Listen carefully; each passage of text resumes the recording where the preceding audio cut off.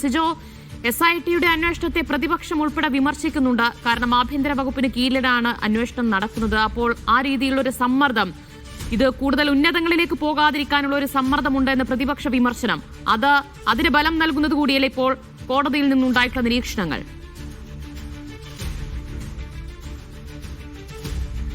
ദിവ്യ, എനിക്ക് തോന്നുന്നു ഈ കേസ് അന്വേഷണം തുടങ്ങിയതിനു ശേഷം SITയുടെ മേൽ സംശയം ആദ്യമായി ഹൈക്കോടതി പറയുന്നത് ഇന്നാണെന്നുള്ളതാണ്. കാരണം കഴിഞ്ഞ 5-ാം തീയതി വരെ ഈ റിപ്പോർട്ട് സമർപ്പിക്കുന്നത് വരെ ഈ ഓരോ ഘട്ടത്തിലും ഈ അന്വേഷണത്തിൽ തൃപ്തി രേഖപ്പെടുത്തിയിരുന്നതാണ് ഹൈക്കോടതി. പക്ഷേ ഇപ്പോൾ ഇതിലൊരു തൃപ്തിക്കുറവ്, അസംതൃപ്തി കോടതി തന്നെ പ്രകടിപ്പിക്കുകയാണ്. അത് ആദ്യമായിട്ടാണെന്ന് തന്നെയാണ് എനിക്ക് മനസ്സിലാകുന്നത്. എന്തായാലും അവർ പറയുന്നതിൽ വളരെ പ്രധാനപ്പെട്ട ഒരു കാര്യമുണ്ട്. അതിൽ നമ്മൾ ഈ കേസിന്റെ പശ്ചാത്തലം നോക്കുകയാണെങ്കിൽ ഈ ദ്വാരപാലക ശില്പം കൊണ്ടുപോയതുകൊണ്ട് കട്ടളപ്പാളി കൊണ്ടുപോയതുണ്ട്. ഈ കട്ടളപ്പാളി കൊണ്ടുപോയതിൽ, അതിലെ സ്വർണം കൊണ്ടുപോയതിലാണ് ഈ ദേവസ്വം ബോർഡിനെ, അന്നത്തെ ദേവസ്വം ബോർഡ് അംഗങ്ങളെ പ്രതിയേർക്കിയിരിക്കുന്നത്. ദേവസ്വം ബോർഡിനെയാണ് FIRൽ വന്നിരിക്കുന്നത്. പക്ഷേ സ്വാഭാവികമായും ദേവസ്വം ബോർഡ് എന്ന് പറയുമ്പോഴത്തേക്കും അന്നത്തെ ദേവസ്വം ബോർഡ് പ്രസിഡന്റ്, അതോടൊപ്പം തന്നെ 2 അംഗങ്ങൾ വരും. ഇതിൽ അന്നത്തെ ദേവസ്വം ബോർഡ് പ്രസിഡന്റ് A. പത്മകുമാറിനെ അറസ്റ്റ് ചെയ്തിട്ടുണ്ട്. അദ്ദേഹത്തിന്റെ ജാമ്യാപേക്ഷ പലതവണ കോടതി തള്ളിക്കളയുകയും ചെയ്തിട്ടുണ്ട്. ഇദ്ദേഹത്തിനെതിരെ കൃത്യമായ തെളിവുകളുണ്ട്. ഇദ്ദേഹമാണ് ഇതിന്റെ ഒരു മാസ്റ്റർ ബ്രെയിൻ എന്ന നിലയിലാണ് അന്വേഷണം മുന്നോട്ട് പോകുന്നത്.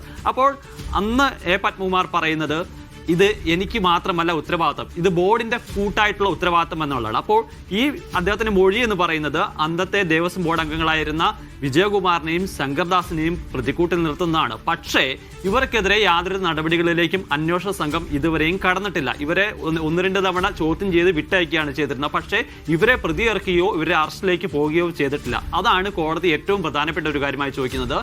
അങ്ങനെയാണെന്നുണ്ടെങ്കിൽ എന്തുകൊണ്ട് പത്മകുമാറിന്റെ അറസ്റ്റ് ഉണ്ടായിട്ട് നിങ്ങൾ മറ്റ് 2 അംഗങ്ങളെ, അന്നത്തെ ബോർഡ് അംഗങ്ങളെ അറസ്റ്റ് ചെയ്യാത്തത് എന്നുള്ള പ്രധാനപ്പെട്ട ചോദ്യമാണ് കോടതി ചോദിക്കുന്നത്. അത് വളരെ പ്രസക്തവുമായിട്ടുള്ള ഒരു കാര്യമാണ് എന്നുള്ളതാണ്. പിന്നെ രണ്ടാമത്തെ കാര്യം എന്ന് പറയുന്നത്, ഈ ഡിസംബർ 5-ന് ശേഷമാണ് ഇതിലൊരു മെല്ലെപ്പോക്ക് എന്ന് പറയുന്നത്.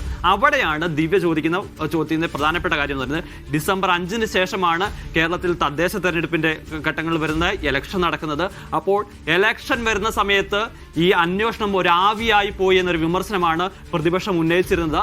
അത് ഒരു പക്ഷേ സാധൂകരിക്കുന്ന, അത് ശരിയാണെന്ന് പറയുന്ന രീതിയിലുള്ള, അത് അത്തരത്തിൽ വിലയിരുത്താവുന്ന ഒരു വിമർശനമാണ് ഇപ്പോൾ കോടതിയുടെ ഭാഗത്തുണ്ടായിരിക്കുന്നത്. തദ്ദേശ തെരഞ്ഞെടുപ്പ് സമയത്ത് കൂടുതൽ അറസ്റ്റ് ഉണ്ടായി കഴിഞ്ഞാൽ എന്ന് വെച്ച് കഴിഞ്ഞാൽ പത്മകുമാറിന് പുറമെ മറ്റ് CPM നേതാക്കളോ ഈ പറഞ്ഞതുപോലെയുള്ള മന്ത്രിമാരിലേക്കൊക്കെ അന്വേഷണം എത്തുകയോ തുടർ നടപടികളോ ഉണ്ടായാൽ അത് ഉറപ്പായും പ്രചാരണ രംഗത്ത് ഉയർന്നു വരും. അതൊരു വലിയ തിരിച്ചടിയാകും. അപ്പോൾ അങ്ങനെ കൂടിയുള്ള ഒരു നീക്കം അക്കാര്യത്തിൽ നടന്നിട്ടുണ്ടെന്ന് വിലയിരുത്താൻ കഴിയില്ലേ? തീർച്ചയായും അത് സംശയിക്കപ്പെടേണ്ടതുകൊണ്ട് അത്തരത്തിൽ നീക്കങ്ങൾ ഉണ്ടായിട്ടുണ്ടോ എന്നുള്ളത്. നമുക്കത് തെളിവുകളില്ല. ആ ഒരു കാര്യം കൊണ്ടാണ് SIT മെല്ലെപ്പോക്ക് സീരീസ് അല്ല ഉണ്ടായിട്ടുണ്ടോ എന്ന് സംശയിക്കപ്പെടുന്നത്. ഇപ്പോൾ കോടതി ചോദിക്കുന്ന പ്രധാനപ്പെട്ട ചോദ്യം ഇതാണ്. പക്ഷേ ഒരു കാര്യമുണ്ട്, പ്രതിപക്ഷം ഉന്നയിക്കുന്നത് പോലെ ഇപ്പോൾ കോടതി തന്നെ ഒരു സംശയം പ്രകടിപ്പിക്കുന്നത് പോലെ അത്തരത്തിൽ ബോധപൂർവമായ ഒരു ശ്രമം നടന്നിട്ടുണ്ടോ എന്നുള്ളതാണ് പ്രധാനപ്പെട്ട ഒരു ചോദ്യം എന്ന് പറയുന്നത്.